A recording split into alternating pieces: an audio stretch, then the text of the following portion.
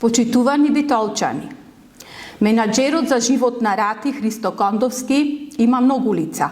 По едно за секоја прилика, ама сите само за негова корист. Го прашуваме Христо Кондовски дали е кривично осуден за нанесување тешки телесни повреди. Дали во 2009 завлакно избегна да отслужи затворска казна за тепачка. Дали човек кој физички се тепа по улици и нанесува тешки повреди на други луѓе може да е вистински хуманист или само ефтин промотор за лична корист? Почитувани битолчани, вистинското лице на Христо Кондовски не може да се препокрие ниту со милиарда билборди и плакати низ градот. Кога тој оди кај земјоделците им ги зема сите пари, а им ги враќа на рати.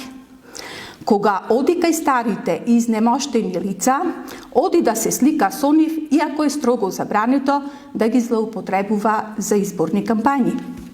Кога се фали колку е успешен, не кажува дали е точно дека бизнис партнерите не му веруваат. Дали е точно дека не ја откупија неговата обврзница, а наголемо се зборува дека главните негови финансиери сакаат да се повлечат од партнерството.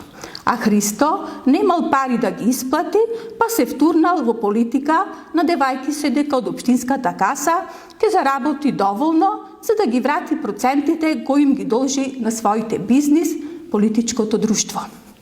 Почитувани, Христо Кондовски е насилник. Насилник за луѓето, насилник за бизнисот, насилник со старите изнемоштени лица. Тој е само нехуманист и човек кој сака да работи за доброто на сите.